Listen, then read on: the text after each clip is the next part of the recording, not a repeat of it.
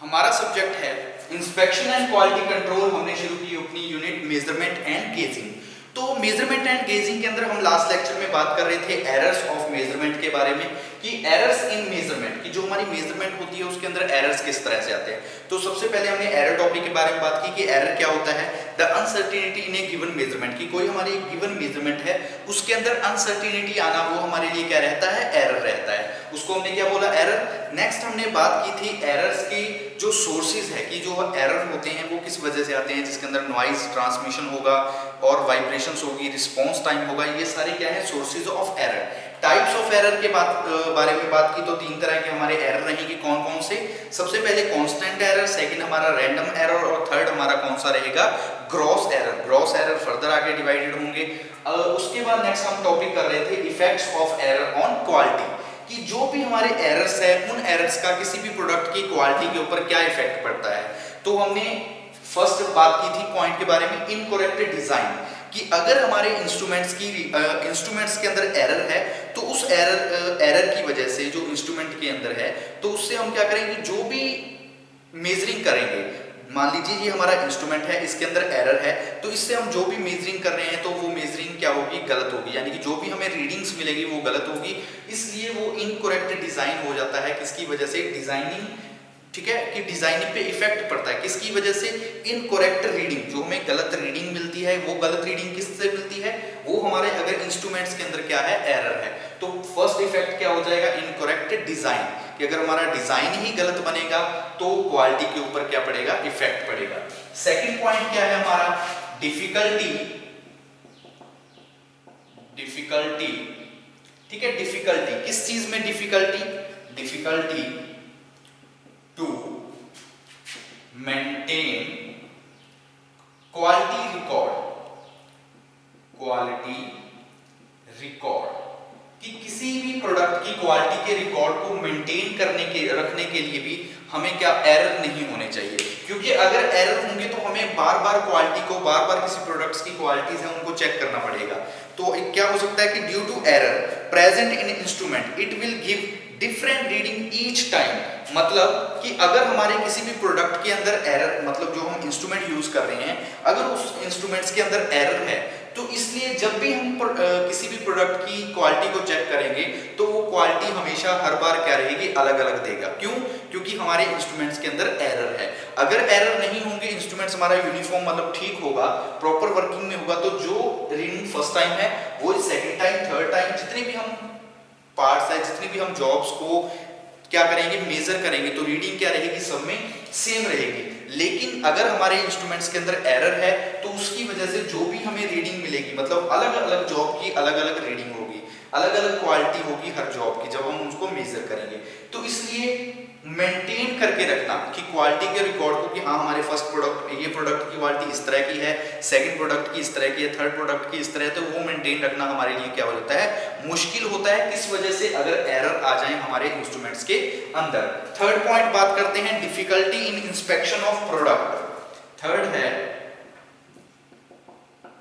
Difficulty in inspection, ठीक है, inspection of product, in inspection of product, कि हमारा कोई भी प्रोडक्ट है, उस प्रोडक्ट के अंदर क्या आ रही है, अगर हमने उस प्रोडक्ट की इंस्पेक्शन करनी है लेकिन हमारे जो इंस्ट्रूमेंट्स है उनके अंदर क्या है, एरर है, तो एरर की वजह से डिफिकल्टी आती, डिफिकल्ट हो जाता है इंस्पेक्शन करना, किस चीज की, प्रोडक्ट की इंस्पेक्शन करना को, कि when the error are present in instruments, कि जब एरर्स प्रेजेंट होते हैं हमारे इंस्ट्रूमेंट्स के अंदर, they can not inspect the quality to produce efficiently, यानी कि जो भी हमारा प्रोडक्ट है, अगर देखिए, अगर हमारा कोई भी प्रोडक्ट है, मान लीजिए ये हमारा इंस्ट्रूमेंट्स है, इस इंस्ट्रूमेंट्स के अंदर अगर कोई भी एरर नहीं होगा तो इससे जो भी हम इंस्पेक्शन करेंगे, इंस्पेक्शन क्या करेंगे, प्रॉपर करेंगे, उसको हम रिकॉर्ड करके रख सकते हैं, यानी कि आसानी के साथ हम इंस्पेक्शन कर सकते हैं एफिशिएंटली।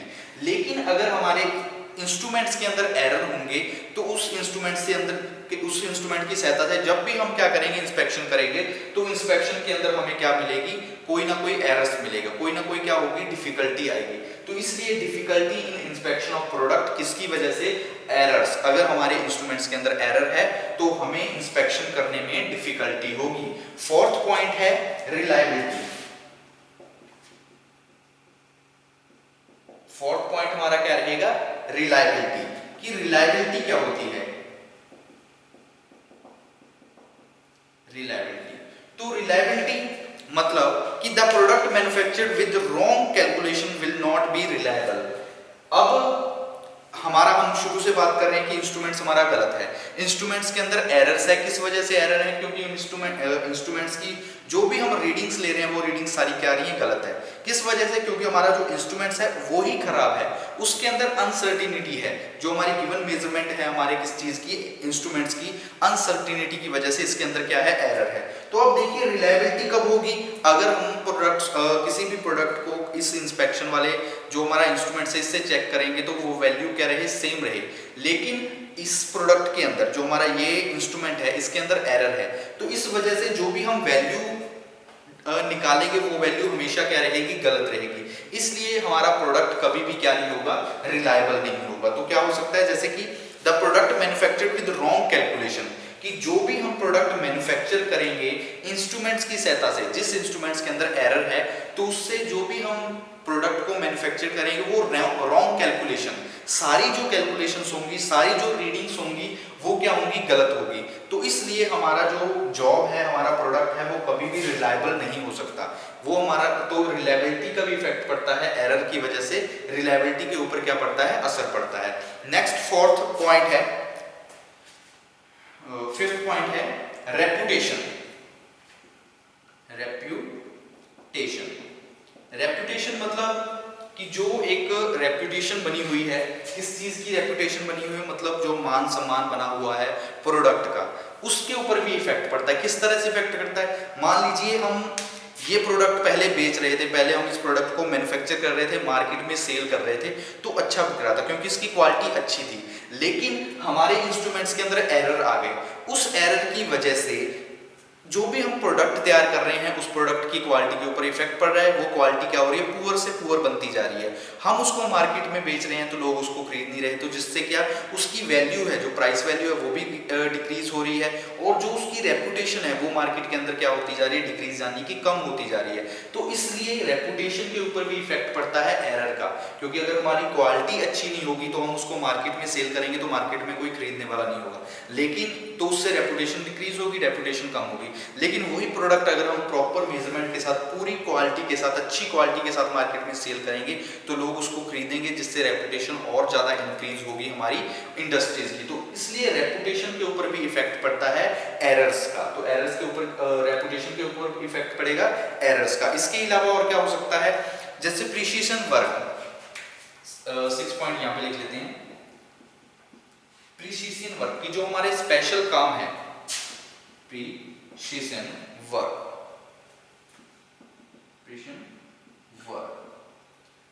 स्पेशल कोई काम करना है, due to error precision work और high quality products can not be completed.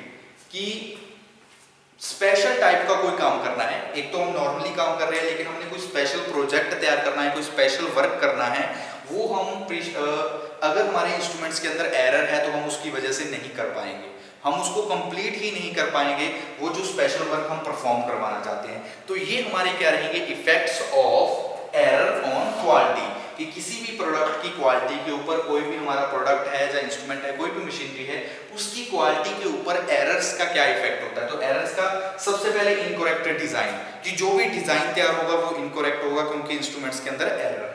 Second, difficulty to maintain quality record, जो भी हम रिकॉर्ड करेंगे, मान लीजिए हमने क्वालिटी को रिकॉर्ड करके रखना है, क्वालिटी का जो भी रिकॉर्ड है उसको मेंटेन करके रखना है, लेकिन हमारे इंस्ट्रूमेंट्स के अंदर एरर्स है, जिस वजह से जो भी क्वालिटी, जो भी हमारी क्वालिटी है हर बार क्या आ रही है, ईच जॉब, प्रत्येक जॉब के लिए क्या है, अलग अलग आ रही है, तो इसलिए हम उसको मेंटेन करके नहीं रख सकते। Third point, difficulty in inspection of product, कि अगर हमारे इंस्ट्रूमेंट्स के अंदर एरर है, इंस्ट्रूमेंट्स ही हमारे गलत है, रीडिंग हमें गलत दे रहे हैं, मेजरमेंट गलत दे रहे हैं, तो उससे हम जो भी इंस्पेक्शन करेंगे वो भी गलत होगी। तो डिफिकल्टी यानी कि मुश्किल आती है इंस्पेक्शन करने के लिए, इंस्पेक्शन करने में किसी भी प्रोडक्ट की एरर की वजह से। फोर्थ पॉइंट हमने बात की रिलायबिलिटी। रिलायबिलिटी मतलब कि रिलायबल यानी कि वर्क पीस हमारा बिल्कुल फ्लेक्सिबल या रिलायबल कब होगा, अगर उसकी जो भी मेजरमेंट है, जो भी रीडिंग्स है वो क्या हो, प्रॉपर ठीक हो, यानी कि ट्रू रीडिंग्स हो।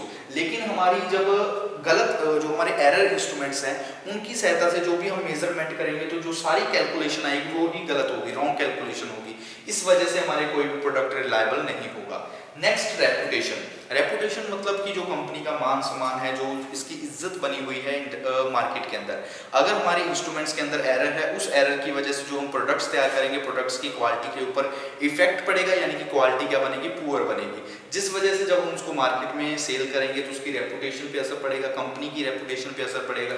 नेक्स्ट है एप्रिशिएशन वर्क, कि कोई स्पेशल टाइप का अगर हमने काम करना है, कोई स्पेशल जॉब तैयार करनी है, कोई स्पेशल वर्क पीस, कोई प्रोजेक्ट तैयार करना है, लेकिन अगर हमारे इंस्ट्रूमेंट्स के अंदर एरर है, मेजरमेंट हमारी गलत आ रही है, तो उस वजह से हम उस कार्य को भी कंप्लीट नहीं कर सकते। तो ये कुछ इफेक्ट क्या है, कारण है जो हमारे एरर्स की वजह से होते हैं हमारे प्रोडक्ट्स की क्वालिटी के ऊपर। तो ये हमारे क्या रहेंगे, एरर्स जो हमारे प्रोड्यूस हो रहे हैं प्रोडक्ट्स की क्वालिटी के ऊपर। नेक्स्ट हम बात करते हैं मेजरमेंट ऑफ ज्योमेट्रिक पैरामीटर्स, कि जो हमारी मेजरमेंट होती है हम किस तरह से उनको मेजर करेंगे। ज्योमेट्रिक पैरामीटर्स क्या होते हैं मेजरमेंट के, जिसके अंदर हम बात करेंगे स्ट्रेटनेस के बारे में, फ्लैटनेस के बारे में और पैरेललिज्म के बारे में।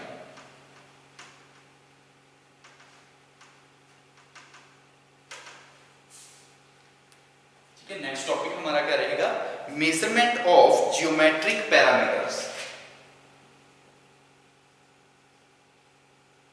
Measurement of geometric parameters, geometric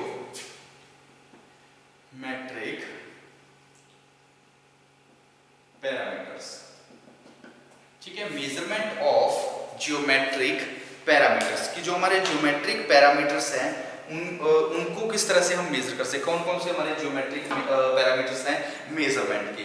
तो तीन तरह के हमारे मेजरमेंट्स के ज्योमेट्रिक्स पैरामीटर्स रहेंगे जिनके बारे में हम बात करेंगे। स्ट्रेटनेस, सेकंड हमारा होगा फ्लैटनेस और थर्ड हमारा कौन सा होगा, पैरेललिज्म। इन तीनों हमारे जो भी ज्योमेट्रिक पैरामीटर्स हैं इनके बारे में हम मेजरमेंट के अंदर बात करेंगे। तो सबसे पहले हम बात करते हैं स्ट्रेटनेस के बारे में। सबसे पहले हमारे पास क्या रहेगी, स्ट्रेटनेस। स्ट्रेटनेस, तो देखिए स्ट्रेटनेस, तो स्ट्रेटनेस क्या है कि स्ट्रेटनेस मतलब किसी भी प्रोडक्ट है, कोई भी हमारी जॉब है, उस जॉब की या फिर किसी मशीनरी की जो स्ट्रेटनेस है कि वो बिल्कुल एक लाइन में, एक सीक्वेंस में जिस तरह से हमने चला रही है कि वो स्ट्रेटनेस है यानी कि स्ट्रेट है या नहीं है, उनको चेक करने के लिए, उनको मेजरमेंट करने के लिए, मेजर करने के लिए हम क्या करते हैं, कुछ इंस्ट्रूमेंट्स का यूज करते हैं। कुछ जो हमारे मेथड्स होते हैं उन मेथड्स का या फिर बोल सकते हैं इंस्ट्रूमेंट्स का यूज करते हैं। इसके अंदर सबसे पहले क्या होगा, स्ट्रेट एज। स्ट्रेटनेस को अगर हमने चेक करना है तो वो किसकी सहायता से करेंगे, स्ट्रेट एज। सेकंड हमारा क्या रहेगा, ये आप मेथड्स बोल सकते हो या फिर कुछ इंस्ट्रूमेंट्स बोल सकते हो जिनकी सहायता से हम क्या कर सकते हैं, हमारे स्ट्रेटनेस को चेक कर सकते हैं, चाहे वो प्रोडक्ट की है, मशीनरी की है, इक्विपमेंट्स की है, इंस्ट्रूमेंट्स की है, कोई भी स्ट्रेटनेस है उसको चेक कर सकते हैं। तो स्ट्रेटनेस ऑफ पार्ट्स को किस तरह से चेक करेंगे, स्ट्रेट एज की सहायता से। सेकंड है हमारा the ways method, the ways method, ये एक मेथड होता है जिस मेथड की सहायता से हम क्या कर सकते हैं, स्ट्रेटनेस को चेक कर सकते हैं। किस चीज की स्ट्रेटनेस को, जो हमारी स्ट्रेटनेस रहेगी पार्ट्स की स्ट्रेटनेस, किसी भी पार्ट की जो स्ट्रेटनेस है उससे को। नेक्स्ट हमारा क्या है, spirit level, spirit level method, spirit level method, ठीक है। इन इंस्ट्रूमेंट्स के बारे में, जैसे स्ट्रेट एज क्या होता है, स्पिरिट लेवल क्या होता है, इनके बारे में आप पहले भी पढ़ चुके हैं, आपको इसी चैप्टर के अंदर आपको पढ़ाया था कि क्या होते हैं। नेक्स्ट हमने बात की है the auto collimator. The auto collimator होता है तो इसका भी हम यूज कर सकते हैं, किस लिए कर सकते हैं, जो हमारा स्ट्रेटनेस है, पार्ट्स की जो स्ट्रेटनेस है उस स्ट्रेटनेस को चेक करने के लिए हम इनका यूज कर सकते हैं। तो ये हमारे कुछ मेथड्स हैं या इंस्ट्रूमेंट्स बोल सकते हैं, जैसे कि स्ट्रेट एज है, द वेज मेथड है, स्पिरिट लेवल मेथड है, या ऑटोकॉलिमेटर मेथड है। इनका यूज करके हम क्या कर सकते हैं, किसी भी पार्ट्स की जो स्ट्रेटनेस है, किसी भी पार्ट की क्या है स्ट्रेटनेस है, उस स्ट्रेटनेस को चेक कर सकते हैं। तो सबसे पहले ठीक है, इनके बारे में आपको पहले भी बताया जा चुका है कि स्ट्रेट एज क्या होता है। स्ट्रेट एज क्या है कि हमारा सिंपल एक प्लेट होगी, यानी कि जिसके द्वारा हम क्या करेंगे, किसी भी प्रोडक्ट की, जो हमारा प्रोडक्ट है उस प्रोडक्ट की जो मेजरमेंट करनी है, उस मेजरमेंट को हम चेक करेंगे, यानी कि इस तरह से कि हमारा प्रोडक्ट बिल्कुल स्ट्रेट है या नहीं है। पैरेललिज्म है वो हम पैरेललिज्म के अंदर बात करेंगे कि बिल्कुल स्ट्रेट है कि नहीं, उसको मेजरमेंट करने के लिए हम क्या करते हैं, प्लेट का यूज कर देते हैं। जो हमारा स्ट्रेट एज होता है उस इंस्ट्रूमेंट का यूज करते हैं उस किस चीज के लिए, टेस्टिंग द स्ट्रेटनेस। जो हम स्ट्रेट एज है इनका यूज किस लिए कर लेते हैं, टेस्टिंग द स्ट्रेटनेस। ठीक है, ये सारे मेथड है, इनका हम यूज किस लिए करते हैं, testing the straightness of parts. जो भी हमारे पार्ट्स हैं उन पार्ट्स की स्ट्रेटनेस को चेक करने के लिए, स्ट्रेटनेस मतलब बिल्कुल सीधे, कि वो एक बिल्कुल सीधे हैं या नहीं, स्ट्रेट हैं या नहीं, उस स्ट्रेटनेस को चेक करने के लिए हम कुछ मेथड्स का यूज कर लेते हैं। वही हमने मेथड यहाँ पे लिखा है कि इन मेथड्स का हम यूज कर लेते हैं। स्ट्रेट मेथड जो हमारा स्ट्रेटनेस का जो मेथड होता है, जब हम पार्ट्स की बात करते हैं स्ट्रेट एज के अंदर, इसके अंदर एक हमारा होता है light gap method. Light gap method, इस मेथड का भी हम यूज करते हैं, मोस्टली इस मेथड का यूज कर लेते हैं किसी भी प्रोडक्ट की स्ट्रेटनेस को चेक करने के लिए। जो हमारे प्रोडक्ट है उसकी अगर हमने स्ट्रेटनेस चेक करनी है तो लाइट गैप मेथड होता है, जिसके अंदर क्या करते हैं, चेक कोई भी लैप्ड हमारा इस तरह से, मान लीजिए ये हमारा एक है, इसके ऊपर कोई दूसरा इस तरह से हमारा क्या है प्रोडक्ट है, तो इन दोनों के बीच में कोई लैप्ड हमारा ऑब्जेक्ट है, तो इनके बीच की जो स्ट्रेटनेस है, स्ट्रेटनेस को चेक करने के लिए हम किसका यूज कर लेते हैं, हम यूज कर लेते हैं लाइट गैप मेथड का। किसके अंदर रहेगा वो, स्ट्रेट एज के अंदर ही रहेगा लाइट गैप मेथड, जिसके द्वारा हम क्या कर सकते हैं, किसी भी प्रोडक्ट की जो स्ट्रेटनेस है उस स्ट्रेटनेस को हम क्या कर सकते हैं, चेक कर सकेंगे, स्ट्रेटनेस को चेक कर सकेंगे। इसी तरह अगर हम बात करें सेकंड हमारा स्पिरिट लेवल मेथड है, तो स्पिरिट लेवल मेथड भी क्या होता है, ये मेथड भी हम यूज करते हैं टेस्टिंग करने के लिए, कि level measuring device which enable position of surface, कि किसी भी सरफेस की पोजीशन को मेजर करने के लिए। कि आपने देखा होगा, काफी होगा, इस तरह का हमारा एक, ठीक है, क्या होता है, एक इस तरह से चौरस सा हमारा एक लेवल होता है, स्पिरिट लेवल होता है, जिसके अंदर क्या होता है, यहाँ पे क्या होता है वाटर लेवल इंडिकेटर, यहाँ पे क्या होता है वाटर लेवल, यहाँ पे सर्कल बना होता है, बबल्स होते हैं, उससे हम क्या कर सकते हैं, किसी सरफेस को बिल्कुल इस सरफेस के ऊपर वो रखेंगे और उसको हम क्या करेंगे, चेक करेंगे स्ट्रेटनेस। अगर ये बिल्कुल सेंटर के अंदर हो जाएगा तो हमें पता लगेगा कि हमारा जो जॉब है, हमारा जो प्रोडक्ट है वो बिल्कुल स्ट्रेट है या नहीं। अगर वो बिल्कुल सेंटर में आ जाएगा तो हम कह सकते हैं कि हमारा प्रोडक्ट और जॉब क्या है, स्ट्रेट है।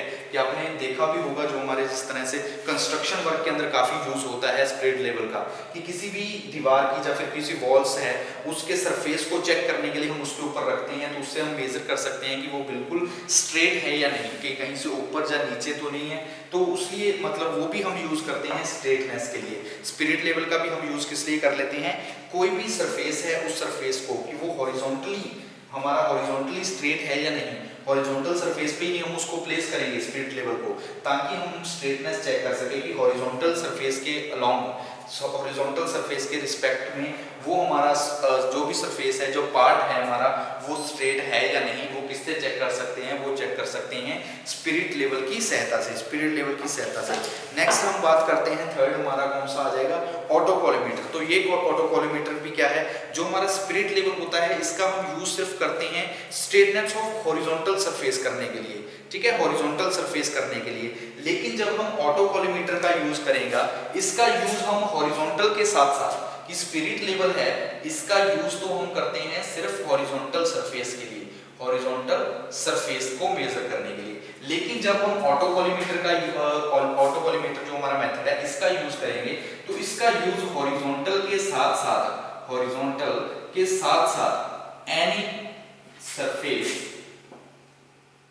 प्लेन, कि किसी भी सरफेस प्लेन की जो हमने मेजरमेंट करनी है, स्ट्रेटनेस चेक करनी है, तो उसके अंदर हम यूज कर सकते हैं हमारे ऑटोकॉलिमेटर मेथड का। तो ये हमारी क्या रहेगी, straightness, measurement of geometric parameters के अंदर सबसे पहले हमने बात की है तीन तरह के, आपको बताया कि तीन तरह के पैरामीटर्स होंगे कौन कौन से, जिनकी हमने मेजरमेंट करनी है, स्ट्रेटनेस, फ्लैटनेस और पैरेललिज्म। सबसे पहले हमने बात की है स्ट्रेट एज के अंदर स्ट्रेटनेस के बारे में। तो स्ट्रेटनेस को हम मेजर करने के लिए हम क्या करते हैं, कुछ मेथड्स का यूज करते हैं, या फिर बोल दीजिए इंस्ट्रूमेंट्स का यूज करते हैं, जैसे कि स्ट्रेट एज है, द बेस्ट मेथड है, स्पिरिट लेवल है, ऑटो कैलीमीटर मेथड है, ये मेथड्स हैं जिनका यूज करते हैं।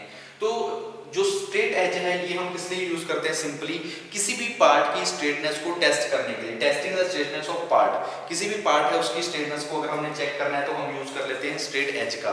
इसके अंदर जो लाइट गैप मेथड होता है, लाइट गैप मेथड का हम मोस्टली यूज करते हैं मेजर करने के लिए, स्ट्रेटनेस को मेजर करने के लिए। नेक्स्ट हमने बात की है स्पिरिट लेवल की। तो स्पिरिट लेवल की भी क्या है, एक डिवाइस है, एक इंस्ट्रूमेंट्स है, जो एक मेजरिंग इंस्ट्रूमेंट्स है जिसका हम यूज करते हैं हॉरिजॉन्टल सरफेस के अलोंग किसी भी सरफेस किसी भी पार्ट की स्ट्रेटनेस को चेक करने के लिए। थर्ड हमने बात कर दी ऑटो कॉलीमीटर के बारे में। तो ऑटो कॉलीमीटर मेथड हमारा कौन सा रहेगा, इस मेथड के अंदर हम क्या करते हैं, हॉरिजॉन्टल प्लेन के साथ साथ किसी और सरफेस की जो स्ट्रेटनेस है उसको भी चेक करना है, चाहे वो वर्टिकल है, इंक्लाइंड है, उस सरफेस की जो एंगुलर सरफेस है, तो उन सब की जो मेजरमेंट है, स्ट्रेटनेस है, उसको चेक करने के लिए भी हम किसका यूज कर लेते हैं, हम यूज कर लेते हैं हमारे ऑटो कैलीमीटर मेथड का। तो इस तरह से हम क्या कर सकते हैं, किसी भी सरफेस की या फिर पार्ट्स की, जो भी हमारे मशीन के पार्ट्स हैं, उन पार्ट्स की स्ट्रेटनेस को चेक कर सकते हैं with the help of this method. ये हमारे क्या है, मेथड्स हैं, जिन मेथड की सहायता से हम क्या कर सकते हैं, स्ट्रेटनेस को चेक कर सकते हैं। सेकंड बात करते हैं सेकंड पॉइंट के बारे में। सेकंड हमारा क्या रहेगा, पैरेललिज्म। ठीक है, पैरेललिज्म की पैरेलल जो हमारी है, किस तरह से पैरेललिज्म चेक कर सकते हैं, कौन कौन से इंस्ट्रूमेंट्स का यूज करते हैं पैरेललिज्म को चेक करने के लिए ज्योमेट्रिक पैरामीटर्स के अंदर। तो सेकंड हमारा रहेगा पैरेललिज्म, PARA, ठीक है, PARALLESIM, पैरेललिज्म। तो देखिए पैरेललिज्म के अंदर, सॉरी, ठीक है, पैरेललिज्म के अंदर कि जब हम पैरेललिज्म की बात करेंगे तो पैरेललिज्म के अंदर हम किस तरह से चेक करेंगे पैरेललिज्म। तो जब हम पैरेललिज्म की बात करेंगे तो इसका यूज किस लिए करते हैं कि दो हमारे कॉमन इंस्ट्रूमेंट्स होते हैं जिनका हम यूज करते हैं पैरेललिज्म को चेक करने के लिए। किसी भी पार्ट्स की जो पैरेललिज्म है उसको चेक करने के लिए दो हमारे इंस्ट्रूमेंट्स होते हैं, उन इंस्ट्रूमेंट्स का हम क्या करते हैं, यूज करते हैं। वो कौन कौन से होते हैं, two instruments used, two instruments are used to check parallelism of parts. ठीक है, पैरेललिज्म ऑफ पार्ट्स, जो भी हमारा पैरेललिज्म ऑफ पार्ट्स है या पैरेललिज्म ऑफ सरफेस, तो दो तरह के हमारे क्या होते हैं, इंस्ट्रूमेंट्स या फिर बोल दीजिए मेथड होते हैं, जिनकी सहायता से हम क्या कर सकते हैं, जो भी पैरेललिज्म है हमारे सरफेस के बीच में, इस तरह से जो भी पैरेललिज्म है उस पैरेललिज्म को हम क्या कर सकते हैं, मेजर कर सकते हैं। तो वो कौन से दो इंस्ट्रूमेंट्स हैं, सबसे पहले एक होता है सरफेस गेज, दूसरा होता है डायल इंडिकेटर। कौन कौन से हैं, फर्स्ट है हमारा सरफेस गेज और दूसरा हमारा कौन सा होता है, दूसरा है डायल इंडिकेटर। डायल इंडिकेटर या फिर बोल सकते हो डायल गेज भी बोल सकते हो। तो मेजरमेंट की जब हम बात करते हैं तो सरफेस गेज आपने देखा होगा कि सरफेस गेज कैसे होता है, एक इस तरह से पतली सी, ठीक है, पाइप होती है, एक पतली सी क्या होती है, पाइप होती है, नीचे क्या लगा होता है, बेस होता है, एक पाइप होती है, नीचे क्या होता है उसका इस तरह से, ठीक है, बेस बना होता है। मान लीजिए ये हमारी पाइप है, नीचे क्या है, एक बेस बना हुआ है, तो इसके ऊपर एक स्क्राइबर लगा होता है, यहाँ पे क्या होता है, एक स्क्राइबर लगा होता है, उस तरह से उसकी क्या होती है, एक पिन बनी होती है, स्क्राइबर होता है। और नीचे हम क्या रखते हैं, कोई भी हमारा जो वर्क पीस है, मान लीजिए ये हमारा क्या है, एक वर्क पीस है, इस तरह से जॉब रखते हैं। तो ये जो स्क्राइबर है इसको हम मूव करवाएंगे और स्ट्रेटनेस को चेक करेंगे, किस चीज की स्ट्रेटनेस को, जो भी हमारे सरफेस की स्ट्रेटनेस को है। इसी तरह अगर हम बात करें डायल गेज के अंदर, तो डायल गेज के अंदर भी सेम इसी तरह रहेगा कि एक इस तरह से कॉलम हमारा एक सर्कल बना होता है, नीचे क्या होता है, मान लीजिए ये हमारा बेस है, सरफेस हम बात कर रहे हैं डायल गेज की। डायल गेज के अंदर भी मान लीजिए ये हमारा नीचे सरफेस है, सेम यहाँ पे भी स्क्राइबर लगी होगी, ठीक है, यहाँ पे भी क्या होगी, स्क्राइबर लगी होगी, लेकिन फर्क सिर्फ एक होगा, यहाँ पे तो क्या एक पिन टाइप स्क्राइबर होगी, यहाँ पे जो अटैच हो जाएगा, यहाँ पे क्या होगा, एक डायल अटैच होगा, यहाँ पे क्या होगा, एक डायल अटैच होगा, जिससे हम मेजरमेंट कर रहे होंगे किसी भी वर्क पीस की, जो हमारा वर्क पीस है उस वर्क पीस की मेजरमेंट कर रहे होंगे। तो अब देखिए पैरेललिज्म के अंदर सबसे पहले हमने बात की स्ट्रेटनेस की, अब हम बात कर रहे हैं पैरेललिज्म की। तो दो इंस्ट्रूमेंट्स होते हैं कॉमनली जिनका हम यूज करते हैं चेक करने के लिए, जो भी हमारा सरफेस की पैरेललिज्म है उसको चेक करने के लिए दो मेनली इंस्ट्रूमेंट्स है जिनका हम यूज करते हैं। एक होता है सरफेस गेज, दूसरा होता है हमारा डायल इंडिकेटर। सरफेस गेज का चेक किस लिए करते हैं? सरफेस गेज के अंदर क्या होती है कि एक सिंपल हमारा गेज है जिसको चेक करते हैं, यूज करते हैं पैरेललिज्म को चेक करने के लिए। इसके अंदर क्या होता है, मान लीजिए हमारा एक कॉलम है, एक सिंपल पाइप होती है जिसके ऊपर एक स्क्राइबर लगी होती है, बेंट होती है, वो क्या होती है, बेंट होती है नीचे की ओर, ठीक है। The bent end of the scriber is moved along the work piece, कि जिस तरह से हमारा वर्क पीस है उस सरफेस के अलोंग वो क्या करता है, मूव करता है। और वो सरफेस की, मान लीजिए ये हमारा सरफेस है, तो वो जो स्क्राइबर होगा वो स्क्राइबर क्या करेगा, यहाँ से लेके इस तरह से इसके ऊपर क्या करेगा, मूव करेगा। ये मान लीजिए स्क्राइबर है, तो स्क्राइबर क्या करेगा, इस तरह से मूव करेगा और पैरेललिज्म को क्या करेगा, वो चेक करेगा, ठीक है। और पैरेललिज्म को चेक करेगा। जैसे आप सिंपली अगर हम बात करें तो लेथ मशीन पे ऊपर जब भी हम जॉब को फिट करते हैं, जॉब को होल्ड करते हैं चक के अंदर, तो हम जॉब की सेंटरिंग करने के लिए, कि जो हमारी जॉब है, वर्क पीस है, उसकी सेंटरिंग करने के लिए सरफेस गेज का यूज करते हैं। तो हम क्या करते हैं, जॉब को रोटेट करवाते हैं, अच्छी तरह से हम क्या करते हैं, रोटेट करवाते हैं और चेक करते हैं कि जो हमने जॉब अटैच की है हमारे चक के अंदर, लेथ चक के अंदर, वो प्रॉपर क्या है, ये सेंटर में है या नहीं सेंटर में है। तो उससे हम वो सरफेस गेज होगा जिससे हम सेंटरिंग चेक करते हैं, पैरेललिज्म चेक कर देते हैं कि हमारी जो जॉब जिस चक के सेंटर में है या नहीं है, ताकि जब भी हम वर्किंग शुरू करें, ऑपरेशन शुरू करें, तो उसमें कोई भी एरर ना आए। इसी तरह डायल इंडिकेटर है, डायल इंडिकेटर भी सेम हमारा रहेगा जिस तरह से हमारा सरफेस गेज है। जस्ट इसमें डिफरेंस क्या आ जाएगा कि जहां स्क्राइबर लगा हुआ है, बेंट स्क्राइबर है एक स्क्राइबर, वहां पे क्या आ जाएगा, एक डायल का हम यूज कर देंगे जिसके ऊपर जब भी हम इसको क्या करवाएंगे, मूव करवाएंगे, तो जो हमारा डायल होगा इसके ऊपर रीडिंग आ जाएगी, जो अलग अलग रीडिंग होगी वो रीडिंग क्या आ जाएगी, इसके ऊपर आ जाएगी। तो हम उसको नोट कर लेंगे और डिफरेंस चेक कर लेंगे कि कहाँ पे हमारा जो वर्क पीस है वो पैरेललिज्म है या नहीं है। तो इसलिए हम क्या करते हैं, जब भी हमने पैरेललिज्म को चेक करना है तो हम दो इंस्ट्रूमेंट्स का यूज करते हैं। कौन कौन से? सरफेस गेज का और डायल इंडिकेटर का। सरफेस गेज आपने नॉर्मली देखा भी है, जब हम लेथ मशीन पे काम करते हैं तो लेथ मशीन पे जब हम जॉब की सेंटरिंग कर रहे हैं तो उस दौरान जॉब के सेंटर को चेक करने के लिए हम सरफेस गेज का चेक करते हैं। जब जो स्क्राइबर है हम उसको जॉब के ऊपर रखते हैं, जॉब को रोटेट करवाते हैं और चेक करते हैं कि वो बिल्कुल स्ट्रेट सेंटर में है या नहीं है। इसी तरह डायल इंडिकेटर है, डायल इंडिकेटर में जस्ट सिर्फ क्या है कि स्क्राइबर के साथ साथ वहां पे क्या लगा देंगे, हम एक डायल लगा देंगे जिसके ऊपर जो भी रीडिंग्स होंगी वो रीडिंग्स क्या आ जाएंगी, जो रीडिंग आएगी जिस रीडिंग को नोट करके हम ये चेक कर सकते हैं कि हमारा जो सरफेस है वो पैरेललिज्म है या फिर नहीं है, ठीक है। तो आज के लिए इतना काफी। नेक्स्ट लेक्चर में आगे हम बात करेंगे, जो हमारा थर्ड पॉइंट बचा है इसके अंदर, फ्लैटनेस, क्योंकि मेजरमेंट ऑफ ज्योमेट्रिक पैरामीटर्स में आपको बताया 3 तरह के हमारे पैरामीटर्स रहेंगे जिनको हमने मेजर करना है। कौन कौन से? स्ट्रेटनेस, पैरेललिज्म और थर्ड हमारा रहेगा फ्लैटनेस। दोनों के बारे में हमने बात की, थर्ड हमारा बचा हुआ है फ्लैटनेस। फ्लैटनेस के बारे में हम बात करेंगे नेक्स्ट लेक्चर में। इसके अलावा जो भी हमारी टेस्टिंग बचेगी कि जो हम अलग अलग मशीन के ऊपर जो अलाइनमेंट टेस्ट होते हैं, चाहे वो मिलिंग मशीन है, ड्रिलिंग मशीन है या फिर लेथ मशीन है, वो अलाइनमेंट टेस्ट हम किस तरह से करते हैं, कौन कौन से हमें टेस्ट की जरूरत होती है लेथ मशीन पे, मिलिंग मशीन और ड्रिलिंग मशीन पे, तो उनके बारे में हम बात करेंगे नेक्स्ट लेक्चर में।